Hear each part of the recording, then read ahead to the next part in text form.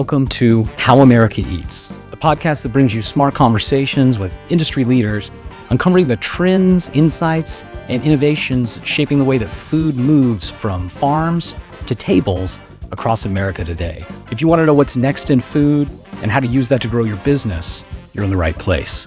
So pull up a chair and let's dig in. Welcome to How America Eats. We're here today to just talk about trends, and I thought it was a great opportunity to get Tony to sit down and love it. Talk about our mentality and our operating system of being a student of the game. And I think that really is where this kind of conversation starts. And Bradley, thank you for bringing this podcast together for us. I think we're talking about as a concept, calling this How America Eats. And it's really a look at consumer and menu trends that are impacting both the CPG or retail business as well as food service for today and tomorrow. So if you're listening, How America Eats is going to be about a 25 to 30 minute podcast, a series of those.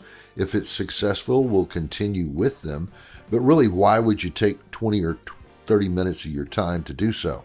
Well, if you're involved in marketing or selling food to retailers or to food service, or if you are a retailer or a restaurant operator, you'll want to listen in because you'll be able to digest important trends that'll help you improve your sales and relate to your customers even more. Or if you're just a foodie and you simply are interested in the business of food and how food goes from a field to the plate, this will be a fun podcast to listen to.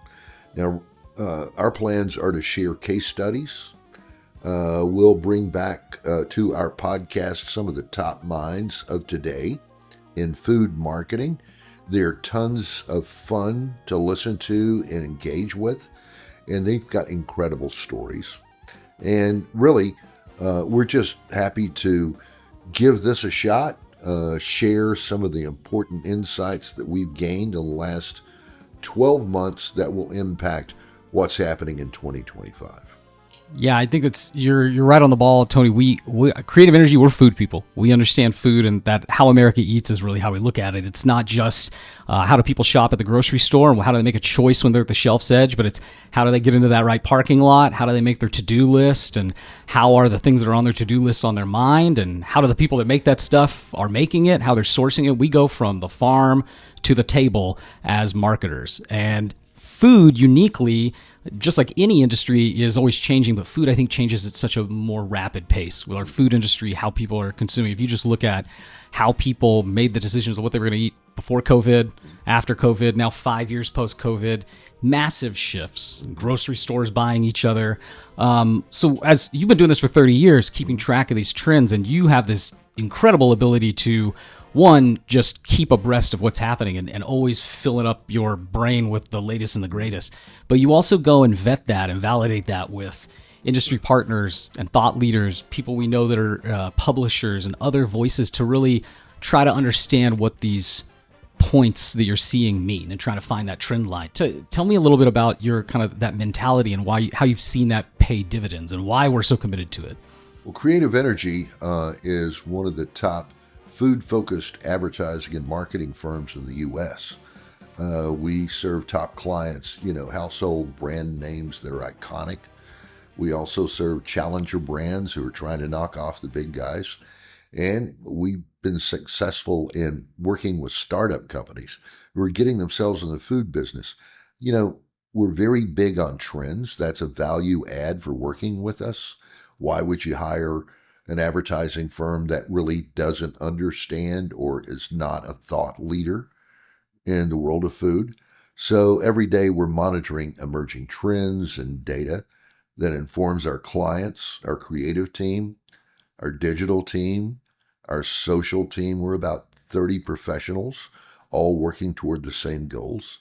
We've been food focused since 1992. So I've always told our staff to be students of the game.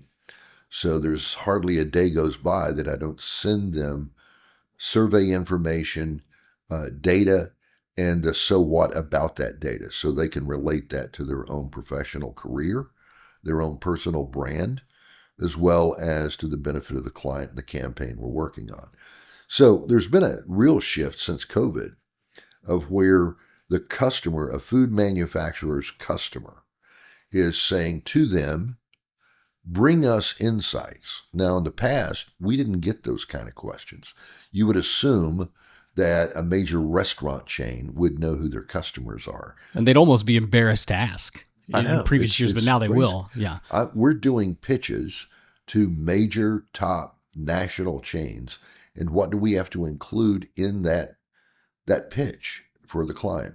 It's tell me who my customers are, the restaurant chain's customers. What's their demographic? What's their psychographic? What's their mood and spirit and income? And how does your brand relate to my brand and strengthen it?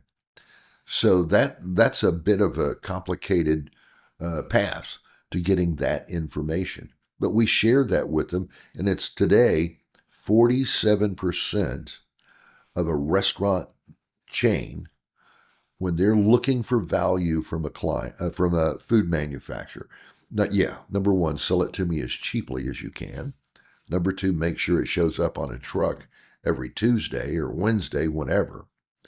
But the first thing they want from a food manufacturer, other than cheap prices and delivery, is insights. You tell me something I don't know so that I can improve my business.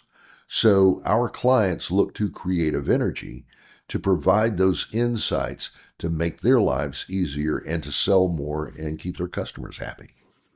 Yeah, I think COVID kind of flipped the table over, and there's a lot of these things that were kind of sacred cows or just givens, like default. That's how people shopped, or that's how people did this thing. We saw all that shift so quickly, so we realized that a lot of it was just out of habit and not necessarily any belief system or value system even. It's just what they were doing.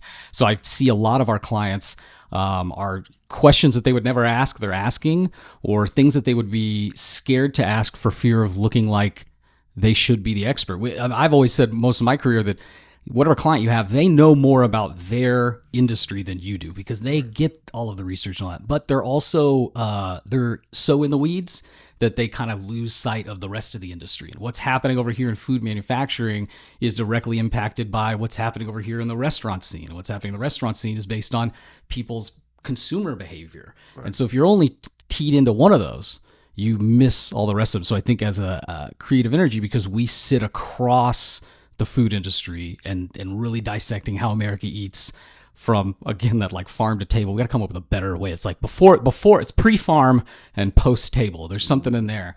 But we track that from so many angles that I think we have this kind of God view, this God mode view that our clients find very valuable. And it's also, it's a beneficial for both parties because we then get deeper insights into their understanding. I mean, I could talk to some of our food manufacturing clients for hours because it's just fascinating to me how they do this stuff at scale. Mm-hmm. And that's a part that's completely lost on an agency that maybe just sells CPGs to consumers. Right. Early on, 30 years ago, maybe you could go to market and say, hey, buy my potatoes. They're really great potatoes and I sell them cheap. That didn't cut it in the world today. Today, you have to be a thought leader. Every client that we have, we're building their chops as thought leaders because, again, most people today, most buyers, whether they be supermarket buyers or restaurant chain buyers, they want your insights and prove that you're worthy by being a leader within your field. So it's hugely important. It's a big part of our organization. We push out over 300 blogs and articles via e-blasts for our clients every year, all of it written by us. And it's an important lead generator because as we push out these emails, we offer incentives such as a flavor trends guide that proves you're a thought leader in that area. Or we offer free samples. That's where you get engagement. That's the heart of lead generation. And really, it's the best ROI that you can do in food marketing. Yeah, I agree. And I that's why I'm excited for this, our top 25 flavor trends of 2025 report's going to drop this week. So you can go to creativeenergy.agency/trends to download it. 25, we cover everything from how people are looking at restaurants, from the different flavors that are I love how we talk about the life cycle of a flavor. Is it just the new thing that's only on a few menus, or is it the thing that like people are so tired of understanding or of eating, Right. hearing, like everything was truffle 2 or 3 years ago, and now you can't find truffle anywhere on a menu. Right. And so some of I obviously go get the full report to see kind of the real expanse and scale of the impact of flavor in this industry. But I'm wondering if you have any of these trends or the flavors that the things that kind of stuck with you as we were developing these reports, the things that kind of like, I'll admit, I didn't even think about it until I saw it in our own report, the like explosion of mango as a flavor. Oh, I know. It's everywhere. It's everywhere. And I literally was buying mangoes 2 days ago and was thinking, I've had more mango in the last 6 months than probably my entire previous life. And you're right. They all have a life cycle. A few of them, Nashville hot chicken. It's still hanging around. It was growing at 400% in a year. Yeah. Today, it's not that much. But look how many restaurant chains now position themselves on a super hot fried chicken. Yeah, right. One of the things that we're exploring in our new 2025 Flavor Trends Guide is hyper-regional cuisine. And that thing's exploding. Whether it be something like Southern cuisine, which is a leader in comfort foods, like fried chicken, to regional Mexican or regional Chinese foods. People today want something to look forward to. I saw a presentation a few months ago where 81% of today's consumers are, I think it's because of the economy, last year's election, whatever it was. It's the stress of the day. 81% of consumers just want something to look forward to. And to a great extent, what they look forward to is a restaurant experience with their family or friends, which is a great opportunity to give them something to look forward to. Like, gee, I hear they've got the best Southern fried chicken. Hey, I hear they've got the best Korean barbecue ever. Yeah. So this hyper-regional trend is going to stick around for a long time. Now, what's hot will shift every year. Right. I mean, I was looking just before the podcast. Okay, this blew my mind. What is the biggest regional trend right now in chicken? It's Caribbean. It's Jamaican jerk chicken. Yeah. I mean, it's exploded. It's up 33% in a year. So I've noticed on 2 or 3 occasions the last couple of months, I'm going to somewhere and he says, don't miss the jerk chicken. It's amazing. Yeah. So, and it's interesting, like you were saying, some of these things are like a flavor will some flavors can crest and peak fast. It might be a 6-month thing and it kind of comes and goes. It might be a summer flavor that everybody's having. But these things like Southern comfort foods or regional Southern foods, fastest growing region in America. Obviously, it's where we were in the mountains of East Tennessee and Appalachian, Johnson City, Tennessee is where we've been based for over 30 years. So we understand that. And there's as the kind of clout of the South has raised in the last few years, so has the interest in our cuisine, and really people understanding that Southern cuisine in America is probably our most well-defined cuisine, an American cuisine, and the stuff that has been culturally just beloved for so long, but also really only known by people that are here. And outside of the region, it was excitement about, it was stereotypes about fried food and canned items, but this explosion in interest in chicken and waffles, black-eyed peas, bourbon barbecue, pralines, mint juleps, pulled pork, hush puppies. This sounds like what I ate growing up, but now it's fun to see new people getting introduced to that. And I think operators, people in the food world, it is whether you're talking about Sichuan cuisine or Mexican cuisine or Appalachian cuisine, I think consumers, shoppers, eaters, they want that experience to be deeper, more than just like we got biscuits and gravy on our menu. They want to know that it's authentic, or you're doing it, you're bringing a twist to it. The proof in the pudding is I took a deeper dive into the breadth of Southern cuisine. And in the West, the number one appetizer in that comfort food genre is fried pickles. Yeah. Okay. Okay, imagine Portland, Oregon, or Right.